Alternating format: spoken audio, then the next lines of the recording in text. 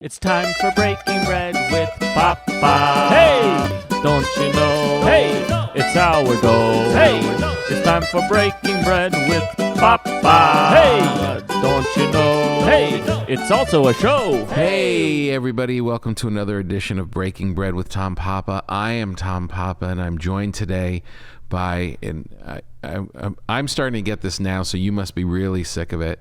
The legendary Tom Dreesen, right? Once they say legendary, you're now like, all right, I'm not young anymore. I'm very excited. I actually ran into Tom while I was food shopping, which I'm doing all the time. I actually baked you some bread. You can feel underneath. It's still probably a little warm. Oh, yeah. I'll take that with me. And I was there getting my wares, and because I cook all the time, and that's where this whole podcast came from. And I ran into the great Tom Dreesen. And when I first started coming to LA, I started off going to the Laugh Factory and the Improv and stuff. And you were on the shows all the time. And I was like, who is this guy that is a little older than the other guys, but killing more than the younger guys, working clean, but crushing? And I was just like totally drawn to you as soon as I got here, and it gave me great comfort to become friends with you and talk with you backstage and stuff. And we're very lucky to have him. I saw him when I was shopping for food, and I'm like, these are stories that we need on the podcast, because your career spans over 50 years, opening for Sinatra, more, I think, Tonight shows than anybody, I think, ever. How many Tonight shows did you end up doing? 61, but holy shitballs. Yeah. There were guys who, David Brenner did more than me, and so did, I think, Joan Rivers, Rodney, maybe. But right. There might have been, I might be four or five. And that was, were they all stand-up? Were they all standing? And oh, yeah, always stand-up. Always stand-up. Yeah, David, I did over 50 David Letterman shows, but he never wanted me to do stand-up. He wanted me to sit down and tell stories. Did you want to do stand-up? Yeah, I would like to have done, because that's what we do. I would be marketing what I do. Right. But David, I mean, being on his show helped me sell out shows sometimes. Right. I do a one-man show called The Man Who Made Sinatra Laugh. It's a 90-minute show. And so David helped with that. I want to digress for a moment. You know how you become a legend. Thank you for that. That's a compliment in a lot of ways. Whenever they introduce me as a legend at the Laugh Factory or at the comedy show when I'm working on new material, I say, you know how you become a legend? All my critics are dead. I outlived them all. Right, exactly. I'm still going. I mean, really, that is kind of a thing. I mean, not critics, but how many guys that you started with are rolling in to clubs on Sunset to work out new material? Yeah. Well, you know, Tommy, this is the truth. Many years ago, I was working Tahoe. I was working at Tahoe with Sammy Davis at Harrah's. And George Burns was working next door at Caesars in Lake Tahoe. And I had done the Dean Martin roast with George Burns, and I knew him and I liked him. I thought the world of him. Yeah. Now, I ran over to catch his show. This guy, after my show, was 95 years old. He didn't run out to the microphone, but when he got out there, he did a strong hour and 10 minutes and just killed the audience. And I went backstage afterward to say hello to him, and he was looking at 3x5 cards. He was in his dressing room looking at 3x5 cards. I walked in, he said, "Oh, hi, Tommy." He said, "I was working on some new material tonight." I said, "That's what I want to do. I want to be 95 years old working on new material." God, that is so great. Whenever people say, "When are you going to lay it down? When are you going to quit?" I always tell that story. Yeah. Do you ever? I mean, there's no quitting. No, right? If you love it, and I love it, and I know you do too. I love making people laugh. It's that what's that old cliche that if you love your work, if you love what you do, you never work a day in your life. It's the truth. Yeah, I know. When I keep getting all of these pop-up things of like retirement, online and stuff, and it's like I had to retire. It's like. And I have friends, that I went to high school with that are planning it now, and some have bailed, but they didn't love what they did. Think about it's the greatest profession on the planet. Not because you and I are stand-up comedians and I'm blowing smoke. It truly is. Now, before I was ever a comedian, I spent 4 years in the military. I came out. I was married. I had a wife and 3 kids. I worked I wheel concrete. I worked construction. I helped pour sidewalks, basements. Concrete. I worked for carpenters. I was a laborer all the time. Was this Chicago? Chicago. Yeah. On the south side, a suburb called Harvey, Illinois. I worked on a loading dock, loading trucks, and I became a teamster and later dropped my card and became management. I was a bartender. I was a truck driver. I helped my brother in photography. I was a private detective for a while. I had all these jobs and was never fulfilled, always was very unfulfilled. Being a stand-up comedian, think about, first of all, the Insurance Companies of America did a survey many years ago of the 10 fears of man. They did it for 8 years, research around the country. The 10 fears of man. Death was 4th. Pain was second. Getting up in front of an audience was the number 1 fear of mankind. God. That we can get up in front of an audience and make people laugh. If you can get up in front of an audience and talk about being a house painter for an hour, or a lawyer, or a bartender, or whatever, you're in less than 1% of the population of the world. If you can get up and make people laugh for an hour, you're in less than 1/1,000,000th of 1% of the population of the world. God. So how fortunate we are to be able to do this. But the other thing too is, laughter is healing. It always was a theory before. Yeah. And hold your point because I'm going to wrap it up. But laughter was always a theory.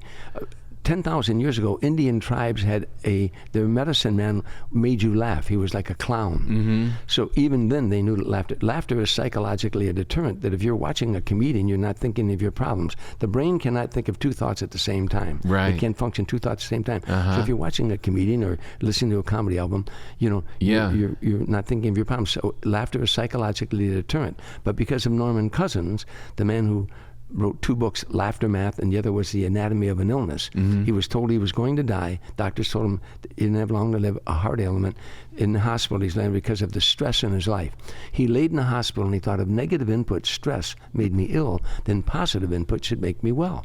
So he checked out of the hospital. He'd only watch I Love Lucy reruns, Candid Camera, Three Stooges, and Marx Brothers.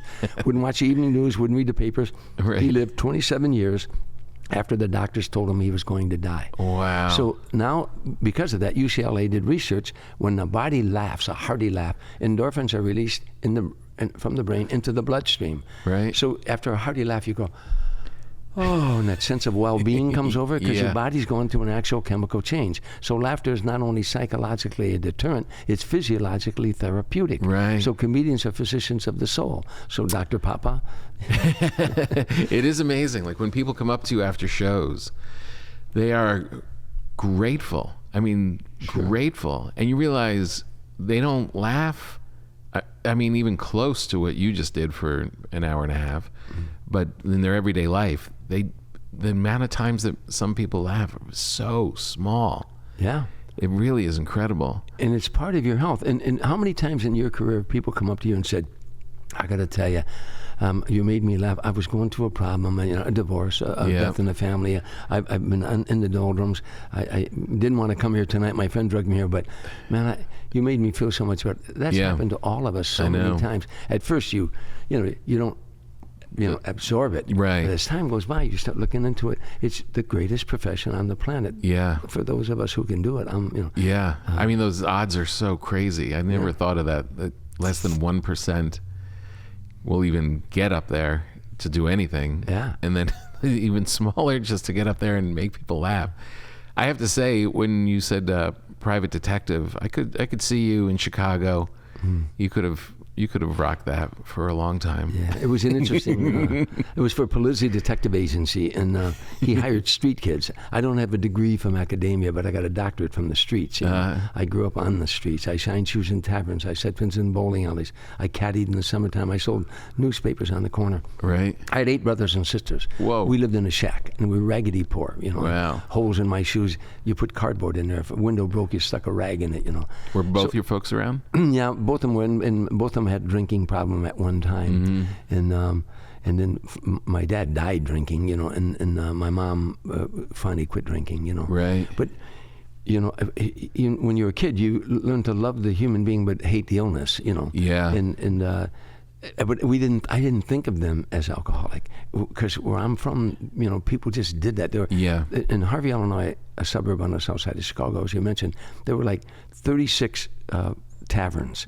There was maybe 15 factories, steel mills, factories. You made everything from clutch plates to crankshafts. Yeah.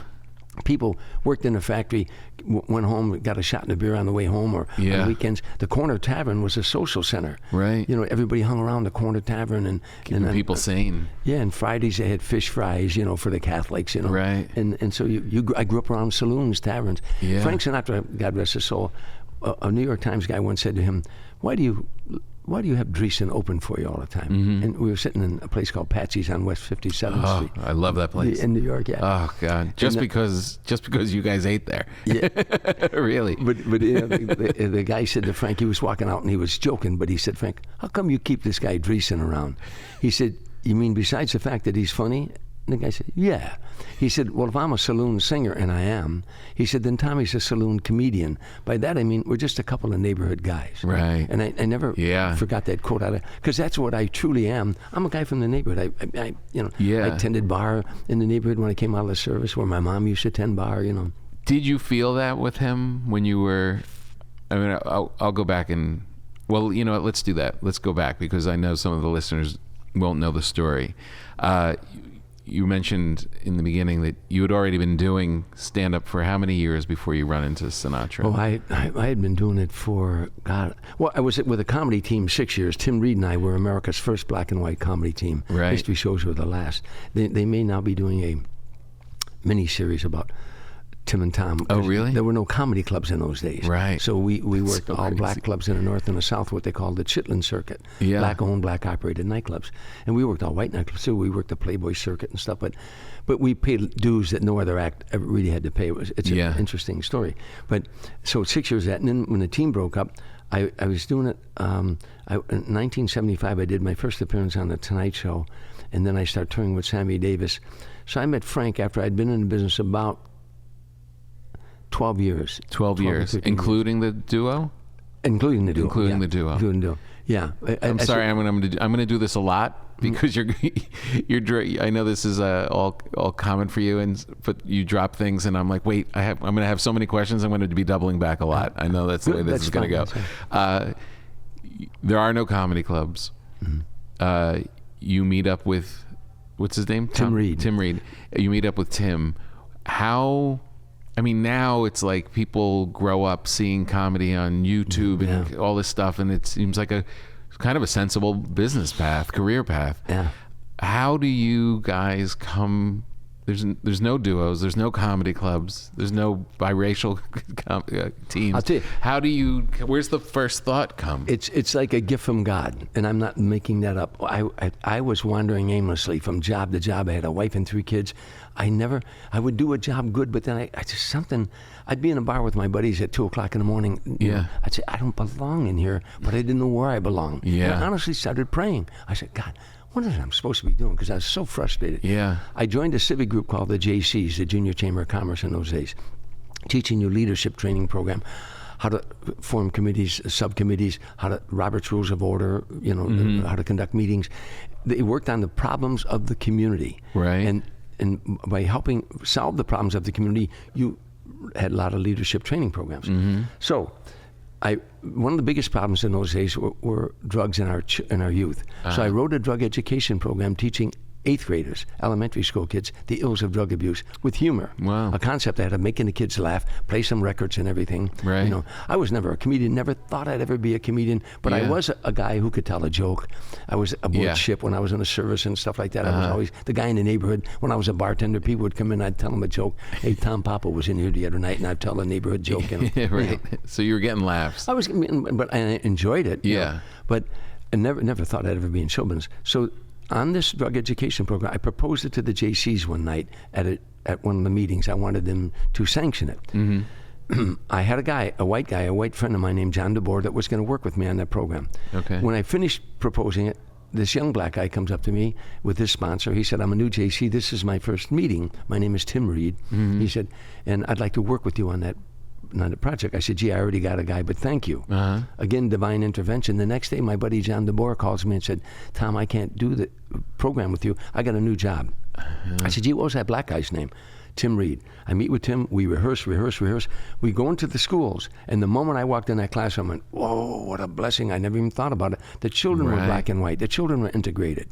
So, two white guys, they maybe got over, but we got their attention immediately. Yeah. How great that you didn't premeditate it. Yes. Right? Yes. And now we're getting the kids laughing, playing records and everything. The program became very successful. The JCs, through their publications, made it a model program through 50 states and 22 foreign countries, wherever JCs were. Man. One day, a little 8th grade girl walking out of the classroom said, you guys are funny. You ought to become a comedy team.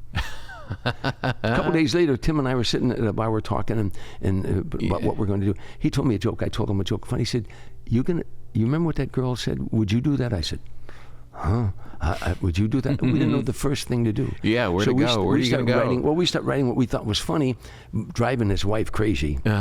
My ex-wife, what was her name again? Oh, yeah, Plaintiff. Anyhow, she hated the idea of a comedy team, and I don't blame her. Right. I really don't blame her. Of me going into show business, She had a dad who worked 38 years in a factory, never missed a day, brought a check home every Friday. Right. So she was raised in the blue collar like I was. Sure. That regular routine, the regular life. Bills paid. I go into this business, so we didn't have food coming in.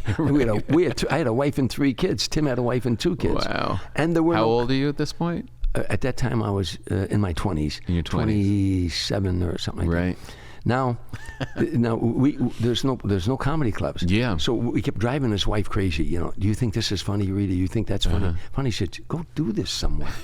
So we went to a jazz club where they have a jazz trio. Yeah. And we asked them, when the group takes a break, could we get up? Yeah. And the owner of the club said, yeah, he's a nice guy. So Tim and I got up, and we were so bad because all we did was we memorized our material. Just spitting it out? Oh, no, all we just going like a machine gun. Hi, we're the comedy team of Tim Tom. He's Tim, I'm Tom. Pretty soon, some guy in the back hollered, slow down. I said, oh, sir, please don't heckle us. This is our first time. So we come off stage, we get the owner in the corner. How'd we do? What'd you think? He said, I don't know. You never gave me a chance to laugh. Come back tomorrow and slow down. Oh, nice. Next day we go back. One of the lines I had written got a big laugh right from the start. Nice. At that moment, it was like a B movie, like one of those B movies where the dark clouds open up and the sun bursts through. My whole being went, oh, yeah. Right. This is what I want to do. Tommy, I couldn't sleep that whole night. It was a Friday night. Yeah. I couldn't sleep that whole night. I'm tossing, trying to get up in the morning. I go down to the church where I had been an altar boy, where my mom sang in a choir, where I sang in a choir when I was a little boy. I got on my knees. I prayed. I said, oh, God. The church was empty. There was no service there or anything. Yeah. I said, God, I know now. I want to be a comedian. Wow, the thought man. that you might make a living making people laugh overwhelmed me. Yeah. I said, and I'm praying. I said, God, I'll do charities. I'm making promises. Right. That was September 1969. In September 2019, 50 years later, I went back to that church, Ascension Church in Harvey, Illinois, and I gave a sermon on the power of prayer. Whoa. Because I said, I knelt right there. Everything I prayed for happened. Jeez. I've been making my living as a comedian for 52 years, flying in Frank Sinatra's jet all over the world, doing the Tonight Shows. Again, it was amazing. Do you still pray? Oh, every night. Yeah. Every night. It sounds like I'm some kind of saint. I'm not. I'm a sinner like the best of them. But I when I was given the sermon, I said to the audience, the congregation, I said, how many of you out there were thinking of a friend you hadn't seen for a long time, or a relative, and the phone rings, you go, hello, and it's that person. And you go, I was just thinking of you. And they say, I was just thinking of you too. And how many times you haven't seen someone in years and you're walking down the street and you bump into them, I was just thinking, and they say, I was thinking of you too. Yeah. Raise your hand. And the whole congregation raised their hand. Sure. I said, if we human beings can transfer thought, and obviously we can, then how powerful is a supreme being to transfer thought? Right. And it's not rocket science to me. It just makes sense. Yeah, it's completely. So you start doing these jazz clubs in Chicago. The Chitlin Circuit. The Chitlin Circuit. So you just so that's pretty interesting. There are probably no white performers in the Chitlin Circuit. So that's kind of an opposite showbiz story, right? It was always the black performer trying to break into the white clubs. Yeah. Now you're on that circuit. That had to have been it must have been a tough, I mean, you have to have gone through a lot together. When did you decide, and why did you decide I'm going to go out on my own? I didn't. He did. He did. It broke my heart. Really? I thought Tim and Tom could be the greatest, or at least it was my dream and my prayers were the greatest comedy team of all time, because there was never been a black and white comedy team before or after. 69. So you were 69 to 75. It's a pretty heavy time for race. Think about it. Yeah. Martin Luther King was assassinated. Bobby Kennedy was assassinated. Yeah. African Americans were rioting in every major city in America, including Harvey, Illinois, had one of the largest riots right in my neighborhood. I grew up in a predominantly black neighborhood.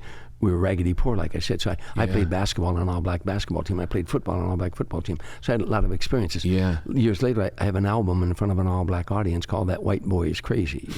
Because Richard Pryor wanted me to call it That Honky's Crazy. Right. Because, he had that N-word crazy. I said, I would do that, Richard, but no black guy ever called me honky in my whole life. They always call me white boy. Right. When I played, they'd say, hey, white boy, come here, white boy's on, If I went home right now and they were arguing about a game we played, and the guy's saying, I scored 2 touchdowns, white boy was there, white boy, come here, tell him, Right. So it was always an affectionate term. Yeah. So again, we work in Chicago, there's the High Chaparral, the Chitlin Circuit, the Cotton Club, the Burning Spear, Guys and Gals Lounge. Right. In Boston, the Sugar Shack. In Detroit, that was when Motown was in Detroit. They had a place called the 20 Grand where a gangster owned that, named K-Bush, BK was his name. And all the Motown acts broke in their shows at the 20 Grand before they went on to Las Vegas, Wow. The Club Harlem in Atlantic City. You'll love this. This is before they had gambling. On Kentucky Avenue, the Club Harlem. Right. Most nightclubs in those days, you opened on a Monday, closed on a Saturday night. At the Club Harlem, you opened Saturday night, closed on the following Friday. But your first show Saturday night was 10 o'clock at night. Your second show was 2 o'clock in the morning. Your third show was 6 a.m. They called 6 it a.m.? 6 a.m. They called it the breakfast show. And all the waiters and the waitresses and the bartenders, all the night people came to that show, and all the pimps brought their hoes from Newark, from Bronx, Queens, Brooklyn, Manhattan. They came down in Cadillacs and Rolls Royces, and they had what they called their barn. Yeah. The hoes were their barn. And they'd pay as much as $300, $400, $500 those days to sit down front. And they'd like to come in late so they could come in with the ladies behind them, Oh my God. The show would open with Mama Lou Parks and her dancers, a heavy-set black woman with all these young kids dancing, get the show rocking.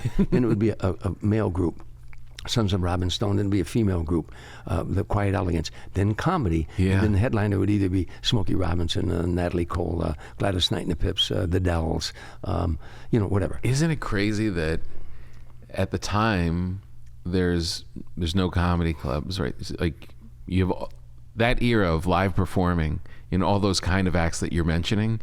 Like 50 years later, the only ones that are really still touring and there's a audience for are comedians. Well, no, Smokey Robinson's turn. Well, I mean big music acts, but like at that level, there's no going out to see that variety of stuff. It's just now it's.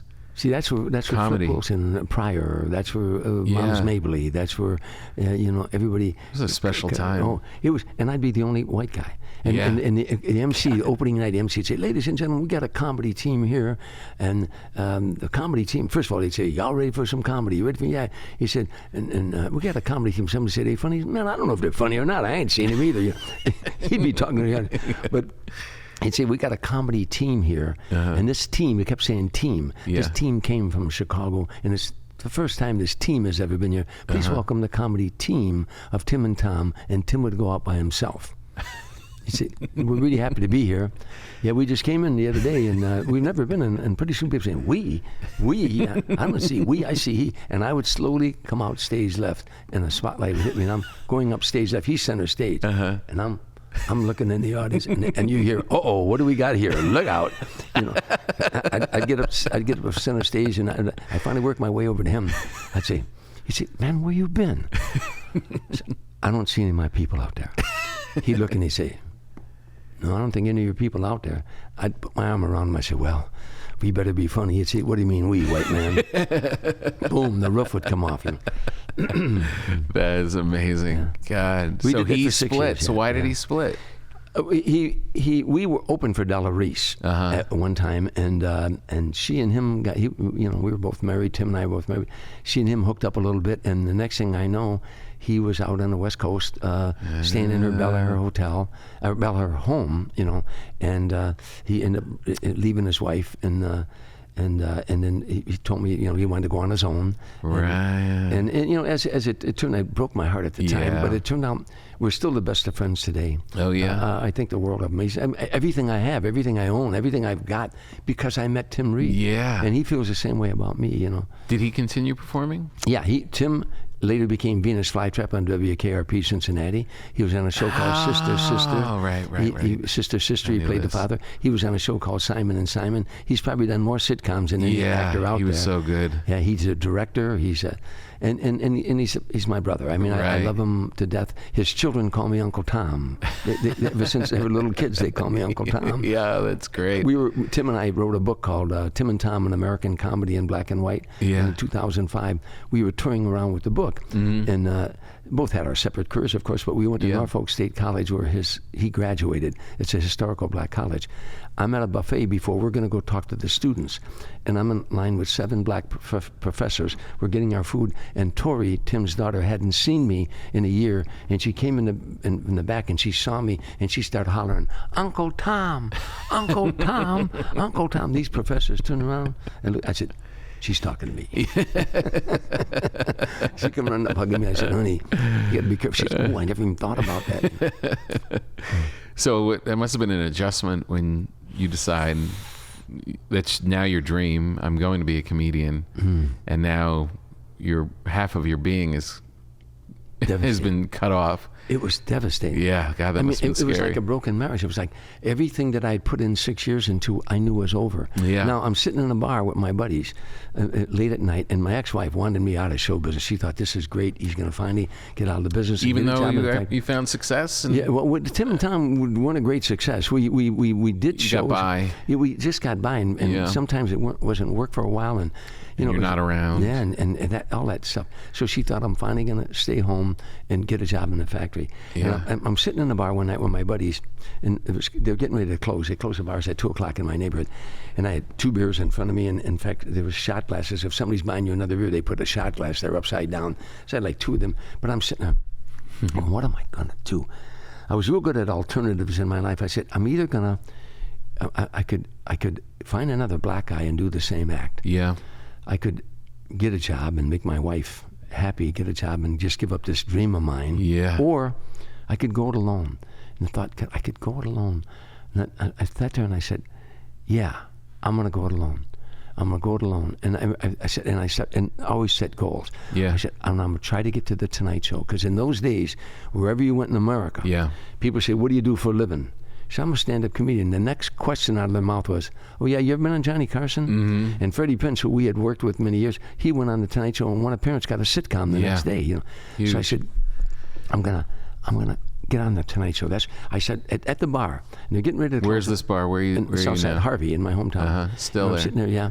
And I said, that's what I'm going to do, and I'm going to get to the Tonight Show. But I remember a book I read by W. Clement Stone, Positive Mental Attitude. Mm-hmm. It said, if you know what you want to do in life, and if it's a noble endeavor, search your life and see if there's anything in your life that can deter you from that noble achievement and get it out of your life. Mm-hmm. And I thought, what could stop me if I wanted to make it all the way to the Tonight Show? I said, alcohol. I love drinking beer. I love drinking beer. I said, and you can't have hangovers and go out on stages and write material. So I took the 2 beers. I said, my buddy was he was Tenenbaum. He come walking up. He said, 2 for the night, Tommy? I said, I quit. He said, 2 for the night? I said, I quit. He said, you quit tonight? I said, no, I quit drinking. He goes, yeah, right, I'll see you here tomorrow. And I never touched another drop. No. Yeah, and for years, one night I went out, after years when I was doing the Tonight Show and being successful, I went out and had a couple of beers. I said, it's just not what I want to do anymore. Really? Yeah. Did that bother Sinatra? Well, once in a while I'd have a beer with him, but once in a while what I do, I'd tell the waiter, when I say rum and Coke, just put Coke in there, and I'd have a stir in there, because Frank used to say, drink a real drink, or something like that, because we stayed out till dawn. He never went to bed till the sun came up. Yeah, I wanted to ask you about that, because that I know that was, it almost seems like mythology, the stories of Sinatra at this point, and I got this. My daughter gave me this great book. Frank Sinatra Has a Cold, and it's just all this. It's like all these photos, great photos of that era when that article was coming out. Yeah. Great story. Yeah. But did he really not go to bed until the sun up every night? Whether we were on the road or off the road. That was just his schedule. And then he'd sleep till noon? He was nocturnal. He would catnap during the day, sleep off and on. But he was nocturnally, and I don't know whether he got it from the big band era. I used to think that maybe, I was my brain works overtime, but I think maybe he's afraid of the dark. Maybe he's afraid of the night. Somebody he knew maybe died in their sleep or something. I don't know. But he was a night guy. No, so when you do the shows, we're touring around the country. We're like Vegas. He'd hang out till like 3, 4 in the morning, 5 in the morning. And one of the nights I made him laugh so hard. We'd just been doing one-nighters all over the country. We flew into Las Vegas in his private jet, and then we opened at the Desert Inn, did 2 shows. Now it's after the shows. It's 4 o'clock in the morning, 4:15. He's got 4 or 5 guys around, and I could see he's going in the second gear, and I was beat. Yeah. I got up from the table and he said, "Hey, where you going?" I said, "I'm going to bed." He said, "What for?" I said, "I got to get up early in the morning, go to the cemetery." I said, "I got to get up early in the morning, go to the cemetery and visit those guys." He said, "What guys?" I said, "All the guys who died trying to stay up with you every night." And he laughed and he laughed and he laughed. He said, "Go to bed." But he made me tell that story. He said, "Tell him what you told me the other night." Oh, man. So you decide, I'm going alone, no more alcohol, and you just start cobbling together an act? You just start? I had some things about going to Catholic school. I had some things sometimes when I would MC something, I could do a joke or two. One night, a couple of the Catholic charities, even though I was with Tim, I would MC. And I had jokes about going to get. So I started putting, as you know how it is, you put together one joke, and you put together 2 jokes, then 3 jokes, and before you know it, you got 5 minutes, So when do you get on The Tonight Show? December 1975, 75? Yeah. And you said you broke... Well, we broke with Tim about early 74. We had one more gig to do, so I broke with Tim like early 74. So I'd been less than a year. That's quick. Yeah. But I got to tell you, but then I come out here. My wife, I told her, I'm just going to L.A. for a week. I figured I'll come out here, get on at the Comedy Store. I figured it was going to be a snap. Yeah. The little did I know. And there was no other clubs out here. There was no improvisation in those days. Right. There was no other Laugh Factory, just the Comedy Store. Right. And it was the hottest place in town, man. Every night somebody was getting discovered there. You know? These were the shows that were talent coordinators. Yeah. Johnny Carson, Mike Douglas, Merv Griffin, Dinah Shore, Midnight Special, Rock Concert, Soul Train, American Bandstand. They were all looking for. And Canada had TV shows up there. They were sending their talent coordinators down here to bring comedians up there. God. I get here. I didn't have any more money left. I didn't have a place to stay. A girl that I had gotten a job singing one time said, "I'm going on the road. You can house sit." I thought, in my neighborhood, house sitting was, you were going to burglarize the place if you're sitting on a house. Right. I didn't know what house sitting was. But, but I stayed there for 3 weeks while she was on the road. She came back. She said, "My boyfriend's very jealous. You can't stay here." And in those 3 weeks, I was going to the Comedy Store and hitchhiking. Didn't have a car. Right. Begging to work for free every night, and I couldn't get on. And finally, one night, Mitzi, was going to see me, and she sat in the back. And when I got done, I did my 5 minutes for her. Right. And I came off, and she said, "Well, you've got stage presence, and I see that you've, everybody when they do Mitzi, they go, well, they always have to do her voice. There's 2 people in comedy, whoever they are, whoever you talk about them, you do their voice. Jay Leno and Mitzi. Right. They both have the same kind of voice. Right. Yeah. Hey, Tommy, how you doing? Yeah, they're pretty close. Hey, big guy. Jay never calls me Tommy. He goes, "Hey, big guy." But anyhow. So she liked you right away. And she said, "We'll find a spot for you." And then I said, "I MC sometimes, and I'd gladly do that, because knowing if you MC, you're still getting stage time." Yeah. She said that's an idea. She was always looking for. So I started working my way into the system. Meantime, my wife writes me a Dear John. No. She writes she knew the house I was staying at. She said, "This is your dream, not mine," and blah blah blah. Ooh. I get thrown out of the house sitting thing. I end up sleeping in an old car. There was a Nash Rambler in the back that was up on blocks. It was, the front seat came down. That's another story. I argue with my friend's boyfriend. Pat, the girl, was a great girl, but her boyfriend was insanely jealous, and he thought we were having an affair when we were not. But anyhow, but I finally get on at the Comedy Store, work my way into the system. finally, now I'm doing real well now. They booked me in Canada on that TV show, the Tommy Banks show. Then they were going to fly me back to LA. I said, fly me into Chicago. I opened for Fats Domino at Mr. Kelly's. I worked my way into there. I had worked there with Tim many years. Right. You know, and I convinced my wife and kids to come back with me. Not my kids. My kids wanted to go with Dad, you know. Yeah. But I convinced her to come back. And so she came back. And She did. And we ended up having a home, the pool, the dog, the car. At one time, we never had a car. Now we had several cars. And Did you move them out here? Yeah, out here at Sherman Oaks. Right. And then finally, after all the kids were grown, we were married about 26 years. She wanted a divorce, and I did too. You know, it was time. Yeah. Yeah, 26 years. Yeah. Jeez. So you got together this. I mean, that's a quick run before you're on the Tonight Show. Yeah. From when you're sitting in that bar and saying, Yeah. "This is my goal. I'm going to go make this happen." But I worked on it, Tommy. I worked on material. And I was in constant state of writing new material. Yeah. You know. And what was that first time like? The Tonight Show. I've been bugging Craig Tennis, the talent coordinator of the Tonight Show, to come and see me. I was doing all kinds of tricks to get him to come and see me. But yeah, I finally got him to come and see me. He was looking at 3 acts that night. Baum and Eston was Bruce Baum, who later became Bruce Baby Baum. He had a comedy team, Larry Eston, who later wrote for Cheers. So he was looking at Baum and Eston, me, and a new kid named Billy Crystal. You know, so I don't know whatever happened to Billy. I wonder what he's doing now. Heard him. But here's the thing: it's a Tuesday night, and I pull up in front. I'm real concerned that, that a Tuesday night, I hope to have more than 10 or 12 people, because you know, as a comedian, the more people, the more we're going to score. Sure. Better chance to score.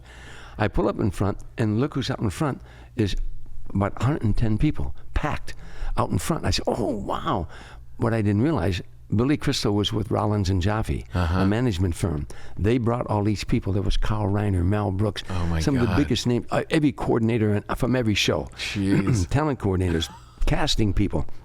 I'm thinking, wow, man, they kept them outside, wouldn't let them come in till Billy was going on. Oh no! But it's a smart move. If I was a manager, I'm not going to bring all those people in for Tom Dreesen. I don't know. We don't handle Tom Dreesen. You know. Yeah. So they kept him outside, and I had to go on in front of 12 people. But I scored. I did a good set. And when I came off, Craig Tennis said, "I like what you did. Come to my office tomorrow morning, and we'll talk." I get there the next morning. He said, "Okay, you did 20 minutes. Show me the 5 that you would do." I stood in front of him and said, "I'd do this." He said, "Don't do that one. Take that. I'll put another." And pretty soon he said, "Okay." He said, "You're on next Tuesday." What? A week later. He said, "You'll be on next." Now, I tell the world, I'm on the Tonight Show. I get there in makeup. Take me up to my dressing room. Bring me down to the green room. Man, it's getting ready. They come in and say, "We ran out of time. You'll have to come back next week." They did that 3 weeks in a row. They bumped me each. Come back. I get there the 4th week. I'm in makeup. Fred DeCordova comes in. He said, "I got bad news for you." I said, "What?" He said, "You're going on tonight." now you get a lump in your throat about the size of this wine bottle, right? Right. Carol Burnett's on the show that night. They come and get me. Bert Convey's singing a song. They come and get me, and he puts me behind that curtain. And Craig Tennis said, "Are you okay?" I said, "Yeah, I'm fine." He goes away, and I'm going, "What's my first joke? I forgot my first joke." Now all of a sudden the lights, the curtain starts. Now the lights come on the curtain, and you say, we're out of commercial. Doc Severinson's playing, right? Yeah. And Johnny says, "We're back now. And I'm glad you're in such a good mood tonight, because my next guest is making his first appearance on the Tonight Show." That one line, "I'm glad you're in such a good mood tonight." Yeah. What a beautiful thing for him to say. Yeah. He never does it again, only the first time. Right. They open up that curtain and you walk out in the bright lights. I can't see the audience. And I hit your mark. Well, you hit that mark. I can't see him. And they're still applauding. I get the first joke out and it gets a laugh. That second joke, it gets a laugh. Third joke gets a laugh. Now I hear Johnny and Ed McMahon laughing behind me. Now I'm on a roll. I get applause. I end up getting 8 applause. I finished with, I said, "You've been a marvelous audience. This is my first appearance on the Tonight Show, and show business is a tough life. So if you like me tonight, and just if you like me, and you're Protestant, say a prayer. If you're Catholic, light a candle. If you're Jewish, somebody in your family owns a nightclub. Tell them about me." I go through the curtain. Craig comes running around. He said, Go back. I said, "Go back and talk to Johnny." "No, don't go talk to Johnny. Just go back." Johnny was calling me out for another bow. So I went back out. He goes like this, that little circle thing he's doing. And I never stopped working from that night on. Oh, my I God. never stopped working in show business from that night on. Sammy Davis Jr. saw me, took me on the road. Jeez. I never stopped working. That's insane. Yeah. I mean, the landscape, the power of that is, it's insane. Yeah. Like the entire country. Not only the people that could hire you, but the entire country knew. Yeah. Well, in those days, 26.5 million people watched The Tonight Show. Yeah. 26, the next day. They're happy now if 1 million people watch Oh, yeah. The Tonight Show. 26.5 million people. That show could launch you. Again, Freddie Prinze got a sitcom the next day. CBS signed me to a development deal the following day. A guy named Lee Curlin was watching The Tonight Show in New York. Yeah. A guy from CBS. Next day, he called William Morris, and he talked to a girl named Nancy Dockery. He knew it, Nancy Doherty. He knew her. And he said, there was a comedian on The Tonight Show last night. I wonder if, and she said, do you know his name? No. He said, no. But I wondered if you were handling him. She said, let me check. I'll call you back. She calls this agent, Herb Karp, who I played softball with. You know, I knew him. Yeah. You know, William Morris didn't want me. I couldn't, they wouldn't let me walk by William Morris, let alone sign me, you know. So she says, there's a comedian on The Tonight Show. He said, oh, it's a friend of mine, Tom Dreesen. She said, do we have him signed? Because she had said to Lee Curlin, you liked him a lot? He said, I liked him a lot. She said, like, deal? He said, yeah, I'd make a deal. So she tells Herb, sign him right away. We got a deal waiting for him. Jeez. Herb, being a good guy, not like most William Morris agents. You know, Right. but I always say William Morris agents have two hearts. One's as big as a pea, and the other one's just a little bitty one. but anyhow, Herb calls me. He said, Tom, I'm not going to lie to you. We got a deal waiting for you. You know, you don't have to sign with us. You can go to... I said, Herb, I'd love for you to be will you be my agent? Yeah. You know, long story short, I get signed with William Morris, and they signed me. Now, I had my wife and kids out here living in Van Nuys. Yeah. The rent was $225 a month, and I sometimes couldn't get the rent money. That day, the next day, CBS gave me a check for $10,000 and gave me $1,850 a month for a year as a development deal, a holding deal. That meant my groceries, my rent. God. I could focus on this comedy career now. How relieved was your wife? Oh, I mean, you know, to tell her, don't worry about the rent for the rest of the year. By the way, don't worry about groceries for the rest of the year. Yeah. Don't worry. You know, in those days, God. $1,850 a month was groceries were like $40 a week, God. $50 a week. You know. Did you move immediately? No, we stayed in the apartment for a little while. And then I ended up buying a home Right. in Sherman Oaks and all that. You know. Oh, man. What an amazing turnaround. You know. Amazing. Yeah. Amazing. Yeah. It really is like the power, you know, a lot of people now talk about visualizing, you know, and all these different things, but there really is a power to this story of just that you saw it and you weren't going to stop. Well, Like, by it the was- way, I give I read many books on this. I give motivation talks now to high schools, colleges, to corporate America on 4 subjects: perception, visualization, self-talk, and develop a sense of humor. And I elaborate on those 4 points. For corporate America, for comedians, when I give a talk like that, I've done it in Chicago and Philadelphia and New York. I call it The Joy of Stand-Up Comedy and How to Get There. But one of the books that totally changed my life around was a book by Joseph Murphy called The Power of Your Subconscious Mind. Whatever the mind can see and believe, it will achieve. Yeah. It was written thousands of years ago. It's biblical in nature. Yeah. But there was a science in it, how the subconscious mind works. Yeah. It doesn't work. Subconscious mind works off of images. You know, when you say, what was his name? God, what was his name? What was his name? 2 days later, you see at Starbucks, give me a couple of Tom Papa. Where'd that come from? Once you gave your subconscious mind an image and an emotion, it puts all those cells into action. What was his name? What was his name? So the subconscious mind, again, doesn't know the difference between truth or fiction. Right. It only knows what you program into it. Right. And the way you're hypnotized, they put your conscious mind to sleep, to rest. And when your conscious mind is at rest, your subconscious mind is open to suggestion. And then they tell you hop like a rabbit, and you hop like a rabbit. Right. So the book teaches just before you go to sleep at night, and just when you first wake up in the morning, is when your conscious mind is most at rest. See the end result you want. See it, feel it, and believe it. See it, feel it, and believe it. When I was sleeping in the car and couldn't get on at the Comedy Store, I used to envision Johnny Carson talking to me saying, you're a funny guy, Tom Dreesen. You're a funny guy. Knowing if I was sitting next to Johnny, I'd already succeeded over there, because in those days, you had to do 3 or 4 shots before Johnny let you come and sit down. He wanted to know you had staying power, you know. Right. I would see it, feel it, and believe it. Today, when I give motivation talks to comedians, I hold up this 8x10 glossy photo of Johnny Carson laughing at me. I say, this is the picture that I imaged in my mind when I was sleeping in the abandoned car, when I couldn't get on at the Comedy Store. Right. You see, this is the vehicle you're given. You need to file a flight plan. The pilot who lands a 747 every day leaves L.A. and goes to Boston. He doesn't drive to the airport 120 miles an hour, go out to the tarmac, slam on the brakes, run aboard the aircraft, take off down the runway and say, now where I'm going, where am I going? He files a flight plan. You have to file a flight plan. You know, Yeah. and that's what I learned from those books, you know. Yeah. Let me ask you this question. It's kind of a deep question, but you were saying before that you pray all the time. And is there a difference between praying to a God for forgiveness or for blessings or for whatever, and this visualization for your subconscious? They work together. One is, what's the oldest cliche in any religion? The Lord helps those who help themselves. You know, you remember the old joke where the the lottery is now 45 million, and he says, oh, please God, let me win the lottery, you know, and then it doesn't win. And next week, so please God, now it's 6, please let me win. It's up to 100 million. Please God, let me win the lottery. And from heaven he hears, Larry, do me a favor, buy a ticket.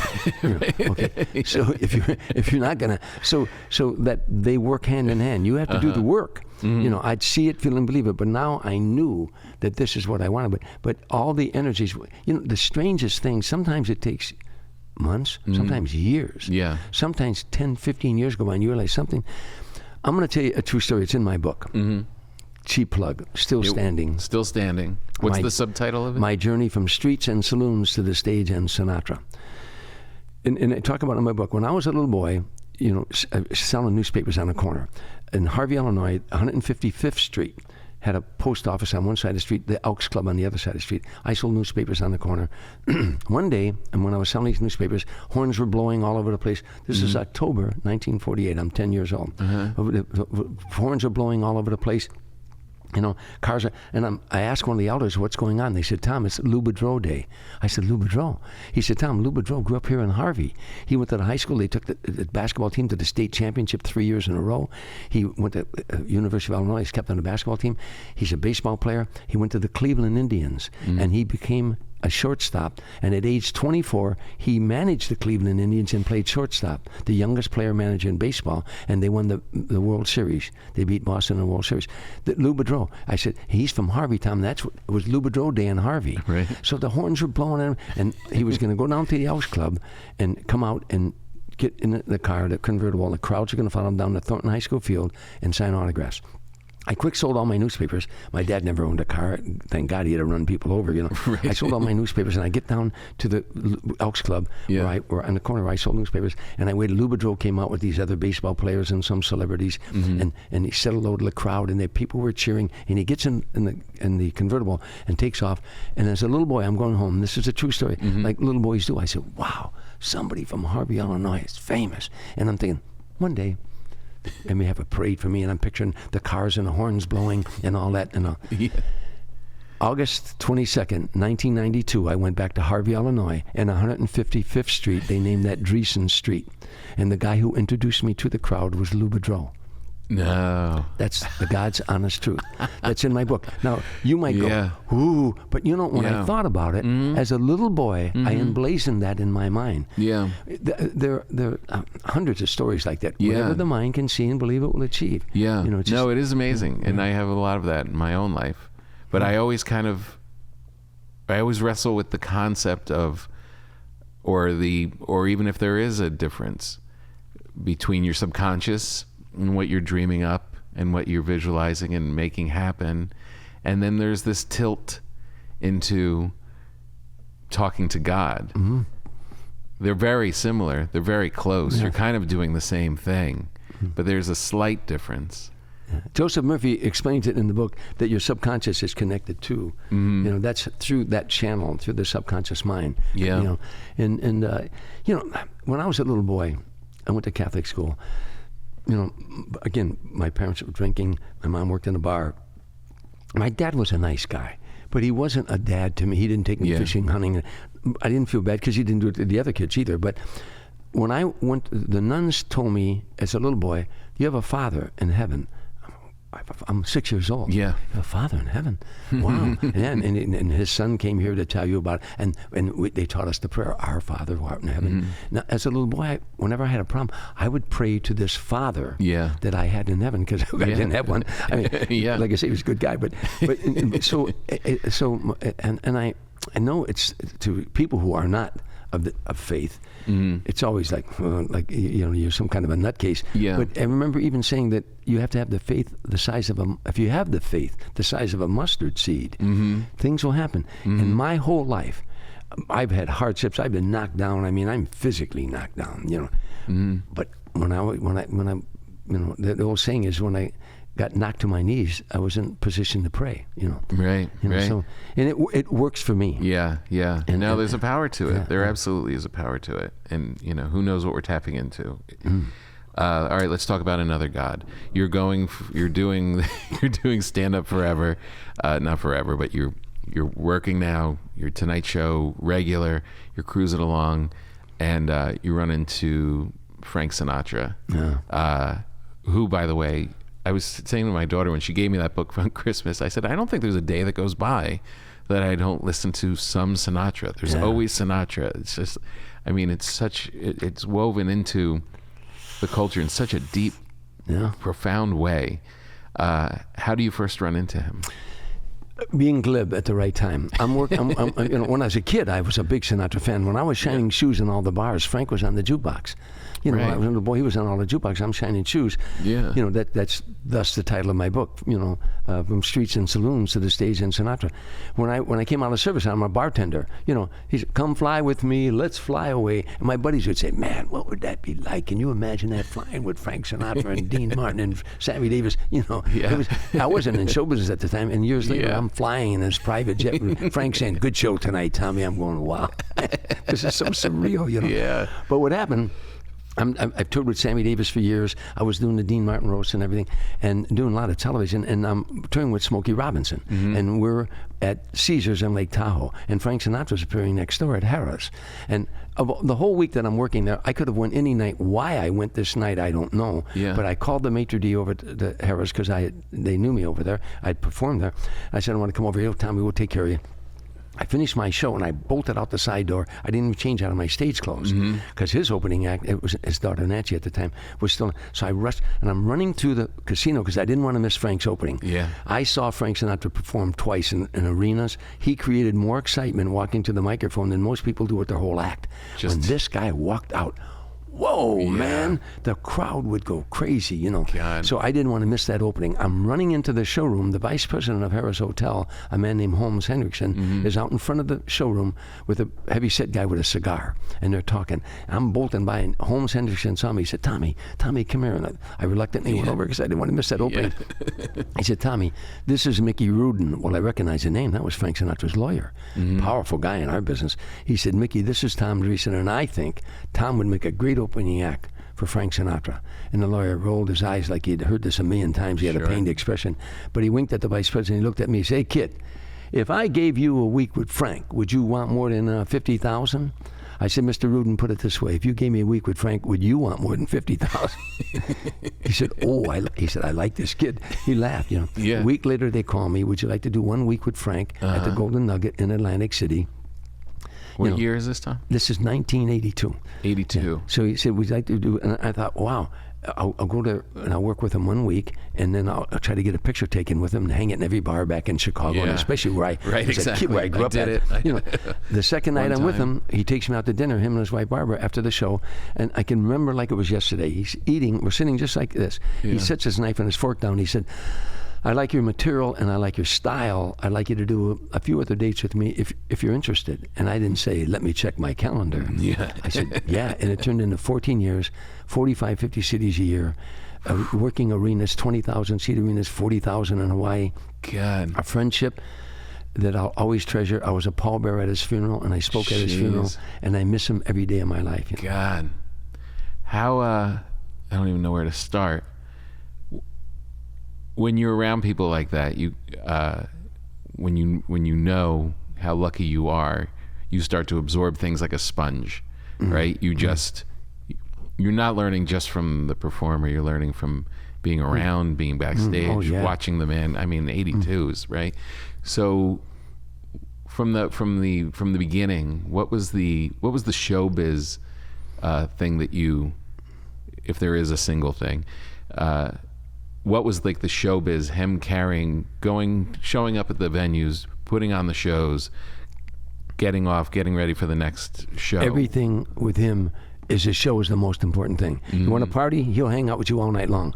You want to sit around, whatever you want to do, but not showtime. Never.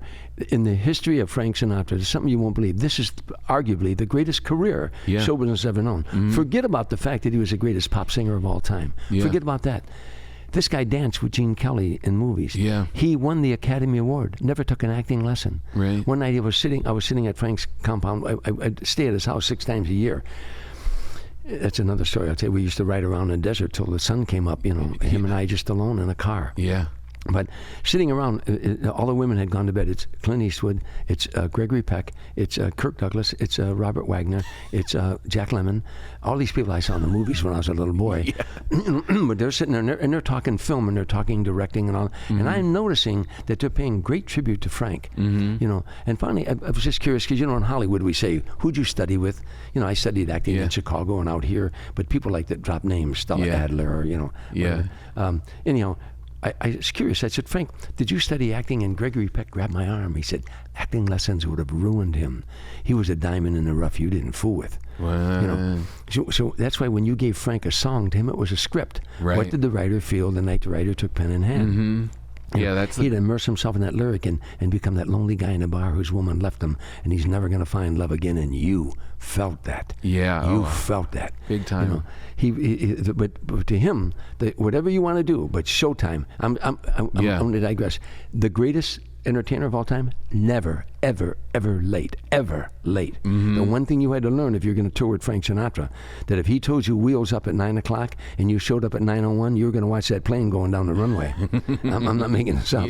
Showtime, always on time. You're right. Always. You see these young artists today, they're 35 minutes late, 40 minutes late, the crowds. For not Frank, man. No. And I had been in the military, so I also was about punctuality. Yeah, I experienced that that classic showbiz, the respect for the show thing when I worked with Don Rickles and his manager Tony, and they came into Just for Laughs Festival in Montreal, which is a lot of younger comics doing whatever, and it's kind of casual and that. When they showed up, and it wasn't a large number of people, but when they showed up, and it was clear the halls.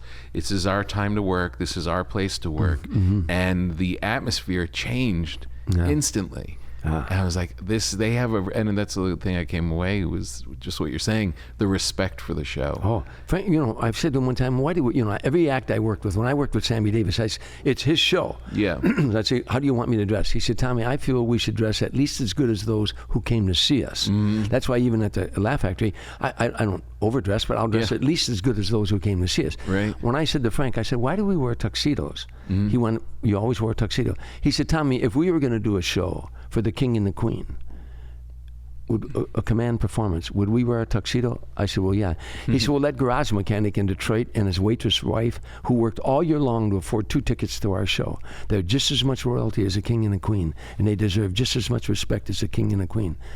And I never forgot that. I mean, but again, that's the way he approached it. Yeah.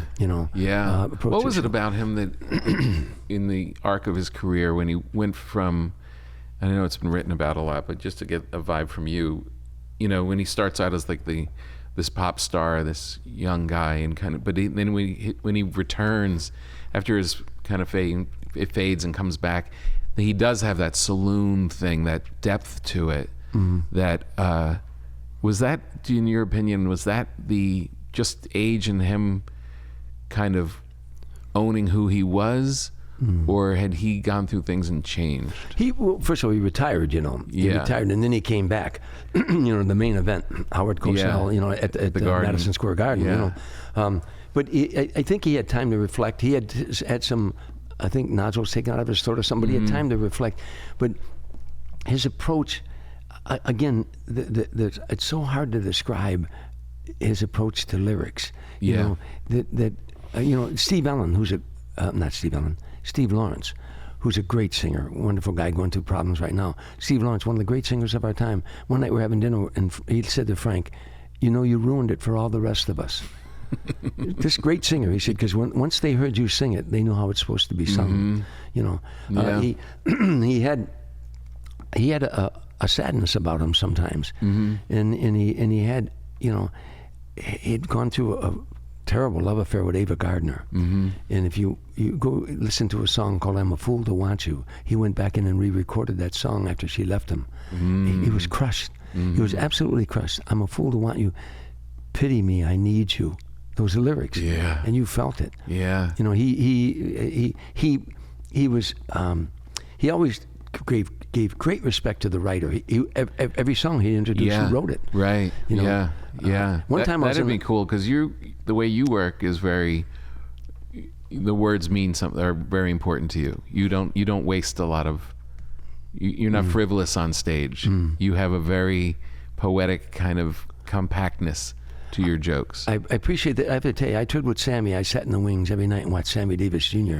I toured with him for 3 years. I toured with Frank Sinatra 14 years. I watched him night after night. Yeah. When they hit that stage, they took command. They took, this is our stage. The first time I worked with Sammy Davis at Caesar's Palace, I'd never worked in Las Vegas before. He takes me into Vegas. We're touring around the country. He takes me into Vegas, Caesar's Palace. Opening night, they had rehearsal and everything. You know, we do sound check. But everybody went to the dressing rooms. I mean, and there's no one in the theater. It's 2 hours before the show, I walk out on stage. I just want to familiarize myself with this big stage, you know. And Sammy saw me in his dressing room, came out, and he said, "You nervous a little bit, baby?" I was going to be, "You nervous a little bit, babe?" I said, "Wow, it's opening night. I never worked Vegas before. I'm opening for you. My name's on a marquee." That he made sure they put my name on a marquee. He said, "Tommy, see these boards? The boards on the stage?" I said, he said, "You earned every single one of these boards. These boards, you earned the right to be here. This is our stage. If they could do what we do, they'd be up here. They can't do what we do. That's why they're out there." You know, and also, and I teach young comedians this all the time. When you walk out on a stage, even if it's foreign to you, if you were home, Tom, and your wife said, "Tommy, we got 25 people in the living room. I don't have dinner ready yet. Tommy, go tell them some of those funny stories that you tell." And you walked out in your living room and say, "Dinner's going to be ready in a little while, but I got to tell you, I'm at Gelson's the other day. I run into this Tom Dreesen, and you're doing funny stuff."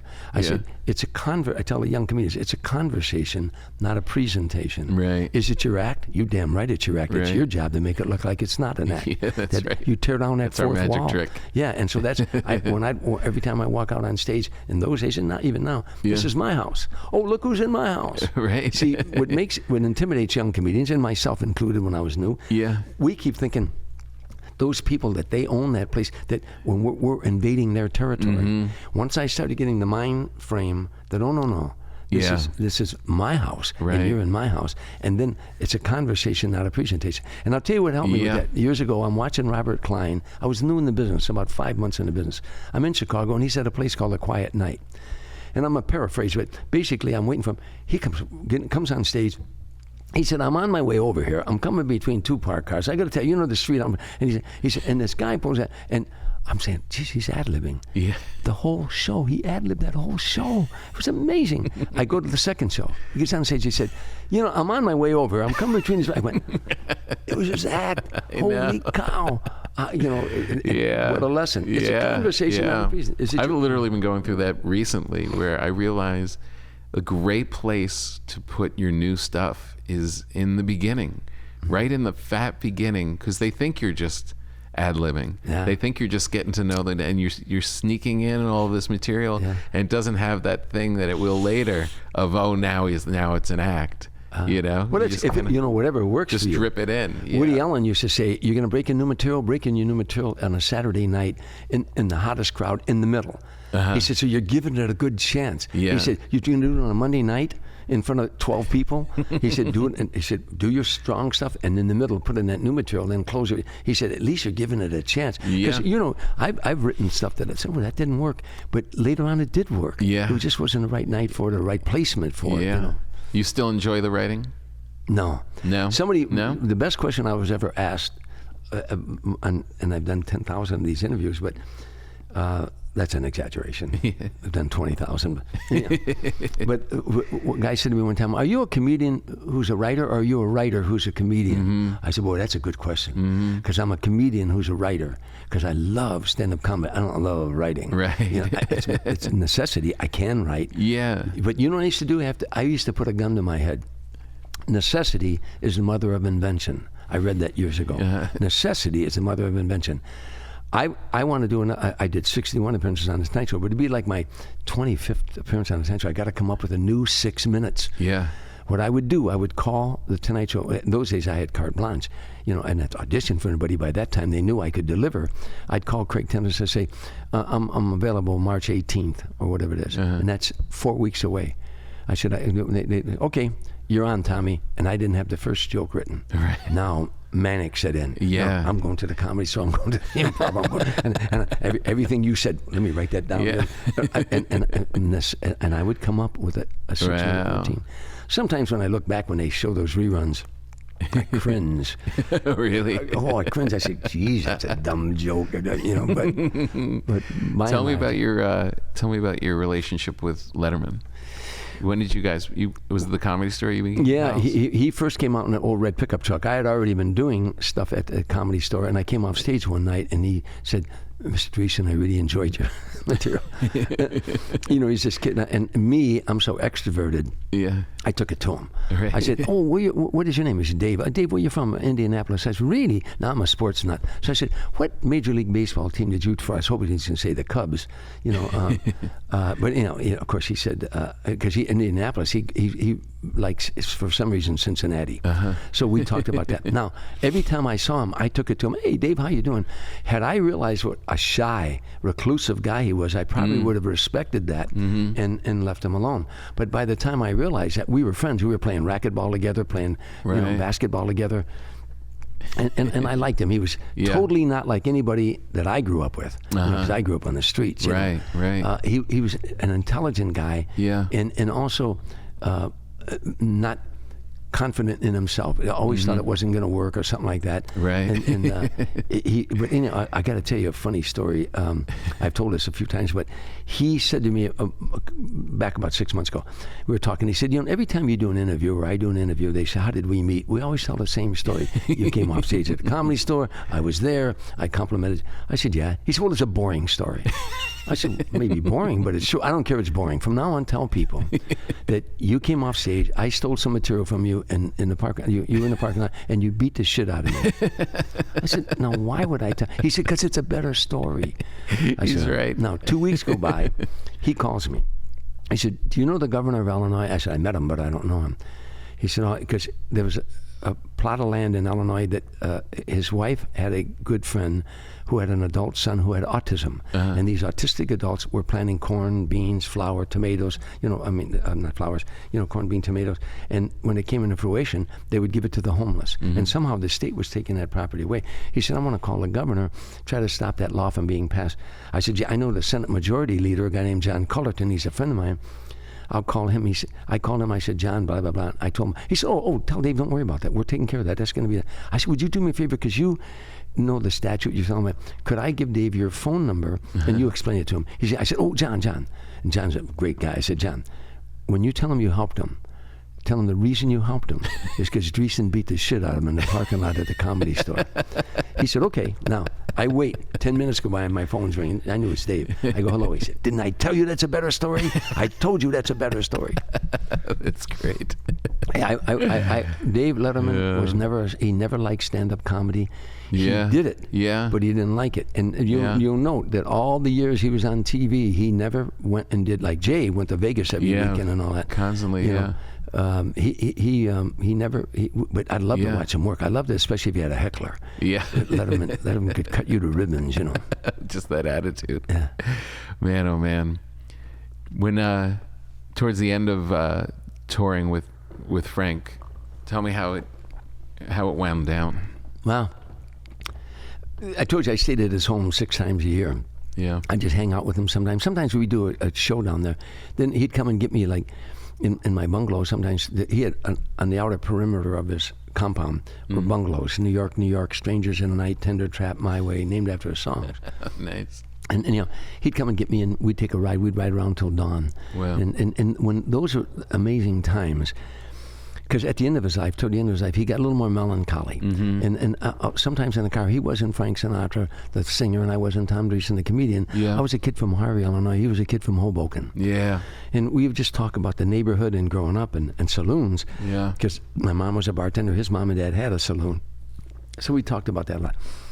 But he started to forget lyrics, you know. Yeah. You could see that it was time. But the other thing, too, is what people didn't realize is, you know, I'd see him before the show sometimes, 20,000 people out there. Yeah. Now, this guy's 77, 78, you know. And you'd see him, first of all, in Vegas, when I finished the show, or a casino, when I walked off stage, we crisscrossed. I'd exit stage right, he'd enter stage right. The band would keep playing, and he'd get to center stage, and he'd Tommy, come back and take another bow. There he is, that's my man. You know, I'd take a half bow, you know, bow wave him. In the arenas, they'd always take an intermission. I'd do like 35, 40 minutes. They'd take an intermission. Oh, wow. And then like a 15-minute intermission. Now, at that time, Frank, usually if he had a guest or something, he would have them before the show. He never, you know, because he wanted to be left alone. Now, I'd come off stage, talk to him a few minutes. I was a crowd, great crowd, blah, blah, blah, blah, blah, blah, blah. Okay, and when you had to leave him alone, and he had 5 or 10 minutes to go, everybody left him alone. Sometimes he'd pace, and I'd look at him, I'd say, this poor old guy, Jesus, he should be home with his grandchildren. You know, God, it's 20,000 people out there. He felt the responsibility of that. He looked kind of forlorn. He'd get out there, the orchestra set up, and the light would hit him. Boom, come fly with me. You know, 20 years would fall off his face. Yeah. And so something about he had it. Now he had a teleprompter because he would forget lyrics every now and then. Yeah. But he, you know, finally got the times where he'd have little lapses. Yeah. But I tell this story. You may have seen it on the internet, because what happened was I told it on Kevin Nealon's show one time. Kevin puts on YouTube the greatest Sinatra story ever told. Well, I cringed. I said, this ain't the greatest Sinatra story. But it got 1.5 million hits. Right. 12 years go by. Andrew Schultz, the comedian, he sees that little video. He said, wow. He puts it out and sends it to Joe Rogan. Joe Rogan says, effing incredible story. It got another 2 million hits 10 years later. This is the story I'm going to tell you. He's like 79 years old, and we're all wondering, when's he going to lay it down? When's he going to lay it down? Because he's starting to forget lyrics and stuff. But he'd get through the night. We go to a place called the Mark Auditorium in the Quad Cities in Betancourt, Iowa, Davenport, Iowa, Illinois, you know, 2 cities in Illinois, Moline, Illinois, you know. Anyhow, so I go out in a great crowd, you know, huge arena, great crowd. He comes out and he's killing them. He just going through 3 songs, just knocking them dead. Yeah. He gets to the 4th song and he totally blanked on the lyrics. And the orchestra's in the pit down below. I look and he's going, I'm sorry. I'm sorry. I'm sorry. I went, whoa, this is it. Yeah. Now, the orchestra was still playing, not realizing with him, they start winding their instruments down one at a time to an eerie silence in this huge arena. And now you hear him saying, I'm sorry. I'm sorry. I'm sorry. Now I'm stage left. I'm thinking, I'm going to say, let's go home, Mr. S. It's been a great career, but it's time to go home. Just as I think he's going to leave, a guy way up on top of the arena stands up and he screams as loud as he can.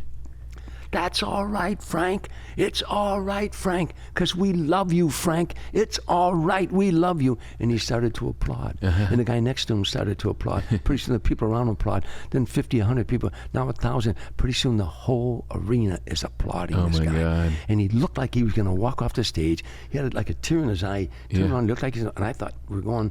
He looked like he was going to set the microphone down. And he went back to center stage and he stood there and they would not stop cheering. They kept cheering and cheering till I thought it would never end. Wow. And finally, they stopped. He went into the next number, Come Rain or Come Shine, and never missed the lyric. I'm going to love you like nobody's love you. Come rain or come... Boom, bang, like he was a kid again. Jeez. Bang. When he got done, they stood and I thought it was never going to end again. God. Finally, they stopped. He's going to go on the next song and he goes, I love you too, pal.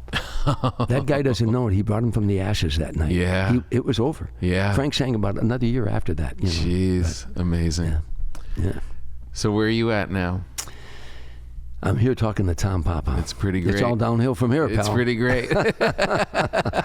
I mean, I'm in the happiest time of my life. I mean, I love comedy. I always say I love show business. I hate getting there. Yeah. It's the planes, the airport. I Hey, know. you fly in Frank's private jet for 14 Oh, years. my God. Squad cars and limousines picking me up. I mean, if time to go on the road, two big guys would come up in a limo. They'd carry my luggage down. They'd carry me down if I wanted to be. Drive you out to the airport. You get out of the limo. They carry the luggage. You get on the jet. Frank puts his foot on the jet. The moment he put his foot on the jet, he'd say to the pilot, Johnny Spots was his name. He'd say, "Let's go, Spots." We take off down the runway. All that pre-flight stuff better be done. Yeah. We take off down the runway. We land. Squad cars and limousines rush us to the airport. Rush us to the gig. We do the gig. Squad cars and limousines rush us back to the jet. We're flying over the venue. People aren't even in their cars yet. We're on our way to the next city. Good. Now. Yeah. You guys got any? I mean, looking for a flight on Southwest. Oh yeah, I mean, and it's the traveling, but I love making people laugh. Yeah. I've got a 90-minute show called The Man Who Made Sinatra Laugh. It's stand-up comedy, but it's storytelling. Yeah. The theater, they're playing Sinatra music, Nice. and while people are filing in, and then when the people are seated in the showtime, there's a screen on the stage, and the lights go down, and Dennis Farina, God rest his soul, my friend, Yeah. narrates 3 minutes of my life. You know, all of my growing up, and that's the great. comedy team, you know, the military, then Yeah. comedy team, and then the Tonight shows, and then the Sammy Davis, the Dean Martin, and to Frank, you know. Yeah. I come out and I do stand-up comedy. Right. And I do about 25, 30 minutes, I get them rolling. And over on the stage right is a bar with a bottle of Jack Daniels, which was Frank's drink of choice, sitting on the bar. I segue over to the bar and I tell a funny story at the bar, and the audience is laughing. All the lights go out in the theater, and on the screen, Frank is singing to the, I'm a bartender, he's singing, "It's 2:45, there's no one in the place except you and me," you know, like he's singing to me. Yeah, That's nice. One for my baby. When he gets to the chorus, "Make it one for my baby and one more for the road," he goes off the screen, and the spotlight hits me, and now I'm in a bar, and I've come home. And I tell the audience, the first time I heard that voice, I was 10 years old, shining shoes in a bar on the south side of Chicago, Harvey, Illinois, and he was on the jukebox. Then I take the audience from that little boy hearing Frank Sinatra in Harvey, Illinois, to one day carrying his coffin out of a church in Beverly Hills, California. So I take them on the journey. Yeah, that's A lot of great. laughs. Yeah, yeah. A lot of laughs, and then some real serious stuff. Yeah, I that's take them to the great. funeral, I have them in tears. Yeah. And then I turn it around, and I close with a very funny monologue, and then I get the Jack Daniels at the end of the monologue, and when I close, I say, "I wish for all of you what Frank Sinatra wished for you. The very last song that he ever sang on stage is that the best is yet to come." Good night, everybody. And Nice. they're singing, Frank is singing, "The best is yet to come," as people are leaving the theater. Oh, that's great. This is amazing. To see, it's nice going to the grocery store. Yeah. I love watching you work. You know, we work together a lot at the Laugh Factory. And Clint's stuff. Yeah. Oh, yeah. Yeah. And I always like standing in the back and watching you work, because you're a good stand-up, you know. Oh, thanks, man. That funny means a guy. lot coming from you. And I'm glad we got to spend this time. This was really perfect. Oh, thank you so much. Yeah. Well, I've watched your podcast, you know. Here's your bread. Take it home. I'm taking it home. Eat it.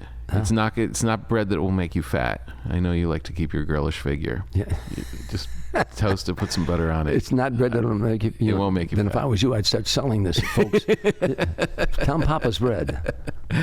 Thank you so much. Thank you all for listening. We'll see you next time. We got it, Aaron. It's time for breaking bread with Papa. Hey, don't you know? Hey, it's our goal. Hey, it's time for breaking bread with Papa. Hey, don't you know? Hey, it's also a show. Hey.